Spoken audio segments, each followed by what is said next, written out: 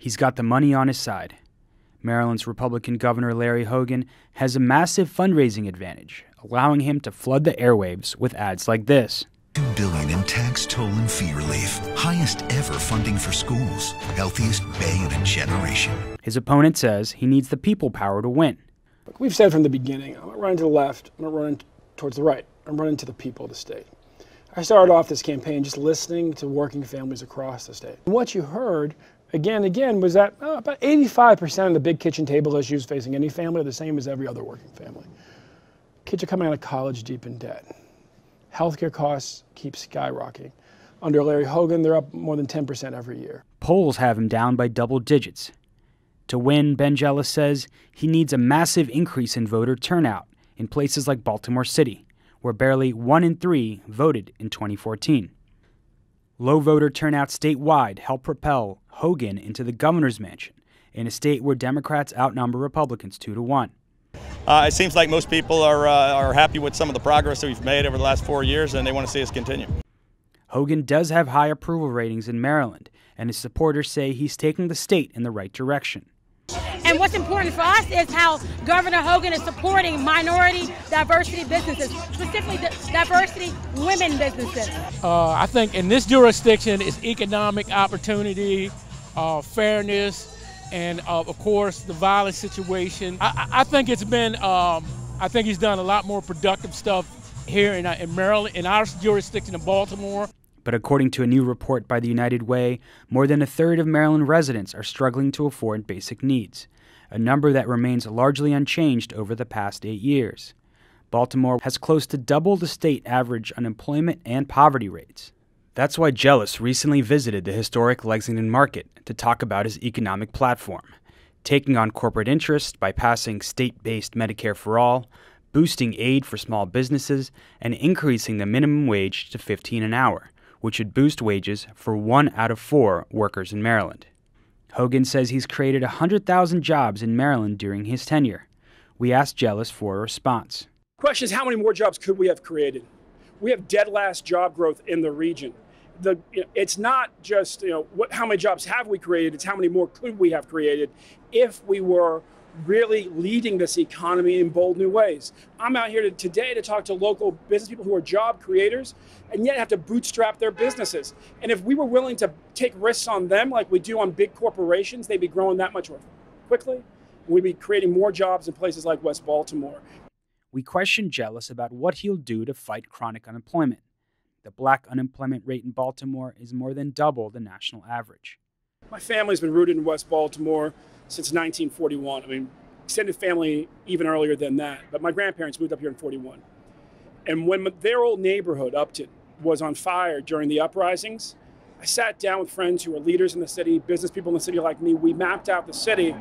You could find all sorts of shortages and gaps. The one thing you could not find a shortage of were small business people and entrepreneurs.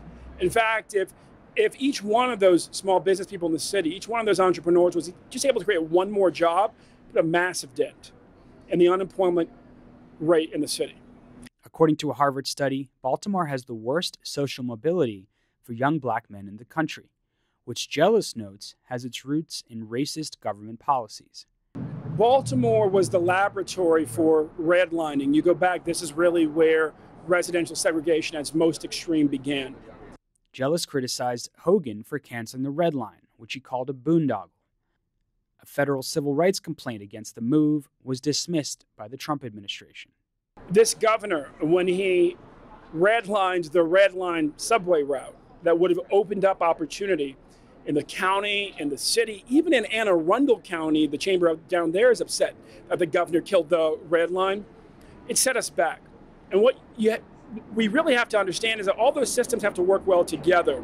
I think people get how transportation brings people to jobs, brings customers to businesses. But also you got to make sure that your education system is training young people for jobs that exist. So it's the fattest pipeline of talent, our public schools, into every industry in our city and our state.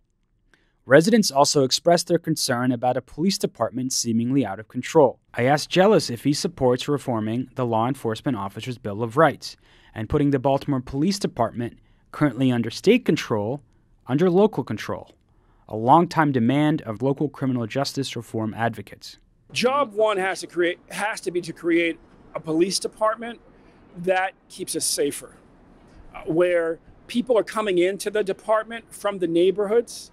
We're actually creating an apprenticeship program so that officers are being trained up into the department from those neighborhoods, so they serve them with the same heart that my grandfather, who raised his family across West Baltimore, served West Baltimore as a probation officer.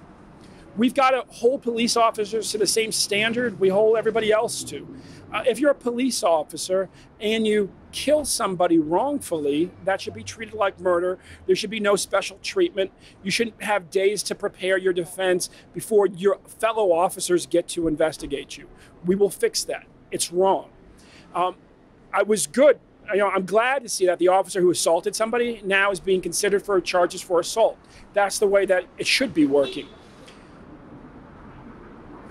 As far as local control, I'm certainly open to that. But first order business for me, make sure we have enough homicide detectives, make sure that we're funding safe streets, and make sure that we're routing out the corruption we've seen so many examples of.